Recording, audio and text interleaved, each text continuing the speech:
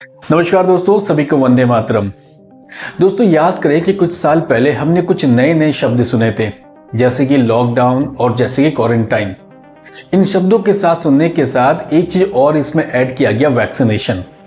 अगर आप सोचेंगे कि इन तमाम चीजों की अगर रूट्स है तो वो रूट्स है कोविड-19, जिसे कोरोना वायरस कहा गया। यानी कोविड-19 के टाइम पे भारत के साथ पूरी दुनिया में भारी उथल पुथल था।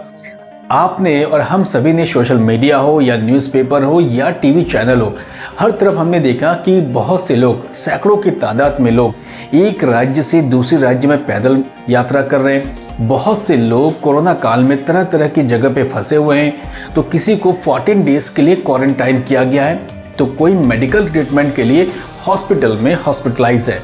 यानी तमाम सारी चीज़ों को अगर याद करते हैं तो मन के ज़हन में बहुत उथल पुथल होती है और एक डरावना सा माहौल हमें नज़र आता है, और याद करते हैं कि शायद ऐसा कभी भविष्य में फिर से ना हो।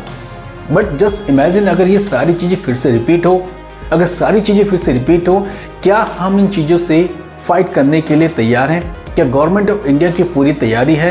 क्या WHO की पूरी तैयारी है कि कभी भी वर्ल्ड में ऐसा वायरस अगर फैलता है तो हम सबकी तैयारी क्या है?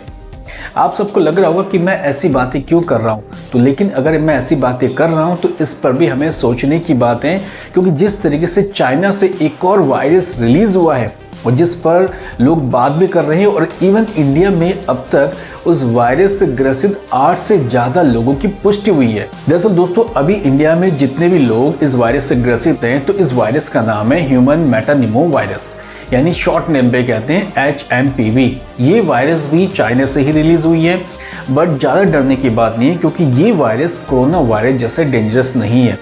लेकिन दोस्तों फिर भी हमें प्रिकॉशन लेना पड़ेगा, क्योंकि मैंने पहले भी कहा, क्योंकि ये वायरस का काम है स्पेशली हमारे किड्स और जो सीनियर सिटीजन हैं इन पर अटैक करना। इसलिए सभी को इन चीज़ों से थोड़ा सा बचना पड़ेगा।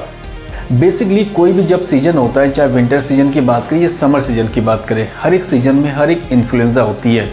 स्पेशली अगर मैं कोल्ड लहर की बात करूँ तो कोल्ड लहर में H1N1, H3N2 जैसे इन्फ्लुएंजा होते हैं।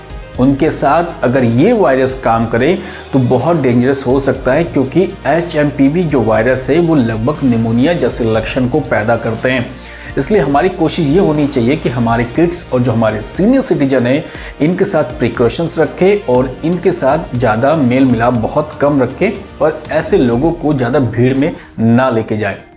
अब दोस्तों थोड़ा सा ये जानते हैं कि आखिर HMPV है क्या और क्यों इसके बारे में ज़्यादा बात हो रही है। क्योंकि चाइना में बहुत से जगहों पे फिलहाल इमरजेंसी अनाउंसमेंट है, लेकिन भारत में ज़्यादा डरने की बात नहीं है, क्योंकि गवर्नमेंट ऑफ इंडिया की प्रिपरेशन क्या है इस पर बात करनी चाहिए। और ये भी हमें देखना चाहिए कि हमें इस वायरस से लड़ाई करने के लिए क्या करना चाहिए और क्या नहीं करना चाहिए। अगर हम ह्यूमन मेटानिमो वायरस की बात करें तो उसका इतिहास काफ़ी पुराना है। 2001 की बात है जब नीदरलैंड के साइंटिस्ट ने इस पर रिसर्च किया, और रिसर्च करने के बाद इस वायरस का पता लगाया और सीधे तौर पे कहा कि ये वायरस स्पेशली कोल्ड सीजन पे और स्प्रिंग सीजन में ज़्यादा एक्टिवेट होते हैं, और इसका अटैक किड्स पे और जो सीनियर सिटीजन है इस पर ज़्यादा होता है। उसके बाद USA के लंग्स एसोसिएशन के जितने डॉक्टर्स हैं उन्होंने चेतावनी दी थी कि इस वायरस का अटैक बच्चों के लिए बहुत खतरनाक है और ये लंग्स पर अटैक कर सकता है। यानी इसके जो लक्षण है वो सीधे निमोनिया के जैसे सीधे तौर पे बताया गया। इसलिए हम सबकी कोशिश होनी चाहिए कि हम प्रिकॉशंस लेके चलें और जो भी गाइडलाइंस हमें दी जाती है उस गाइडलाइंस को फॉलो करें। अब दोस्तों एक चीज़ यहाँ जानते हैं कि आखिर अगर ये वायरस धीरे धीरे स्प्रेड हो रहा है तो स्प्रेडिंग मोमेंट पर हमें क्या करना चाहिए और क्या नहीं करना चाहिए। अब जिस तरीके से भारत में 8 से ज़्यादा लोग HMPV वायरस से ग्रसित हैं, उसके अकॉर्डिंग हमें सावधानियां बहुत अच्छे से बरतनी पड़ेगी। यानी हमें प्रिकॉशंस क्या लेनी चाहिए इस पर बात होनी चाहिए, और जितना हमें नॉलेज में रखेंगे हम सबकी कोशिश होनी चाहिए कि इन बातों को बाकी के बीच में भी, यानी अन्य लोगों के बीच में भी इसको शेयरिंग करें।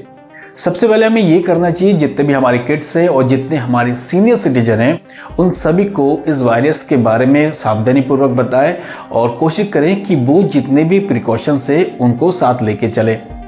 जब कभी हम खांसते हैं या छींकते हैं तो हमारे हाथों पे रुमाल या टिश्यू पेपर होनी चाहिए। टिश्यू पेपर और रुमाल रखने से ये वायरस जो है सीधे बॉडी पे अटैक नहीं कर सकता। उसके बाद कहीं पे अगर बहुत ज़्यादा क्राउड से अगर हम मार्केटिंग करने जाते हैं या फल सब्जी या कुछ सामान खरीदने जाते हैं तो कोशिश करनी चाहिए कि हमारे पास N95 जैसे मास्क लगे हो और क्राउड के अंदर ना जाए, क्योंकि क्राउड के अंदर जाने से ये सारी चीज़ें बहुत जल्दी एक्टिवेट हो सकते हैं। खाना खाने से पहले या कहीं भी जाते हैं बाहर तो हाथ को सैनिटाइज करें, हाथों को साबुन से अच्छे से धोएं और कोशिश करते रहना चाहिए कि समय समय पर हम जितना ज़्यादा हो सके पानी पिए या तरल पदार्थों का सेवन जितना हो सके उतना कर सके। किसी समय अगर लगता है कि सर्दी जुकाम खांसी है या गले में खराश है, गले में दर्द है, बहुत समय से प्रॉब्लम हो रही है, तो अपने मेडिकल ट्रीटमेंट के लिए अपने डॉक्टर से कंसल्ट करें, उनसे बात करें और बात करने पे अगर आपको किसी प्रकार की प्रॉब्लम है, अपने आप को जो स्वच्छ लोग हैं, जो हेल्थ एंड वेल्थ लोग हैं, इनसे दूर रखें, अपने आप को पहले फिट रखें, उसके बाद ही लोगों से मिलने की कोशिश करें।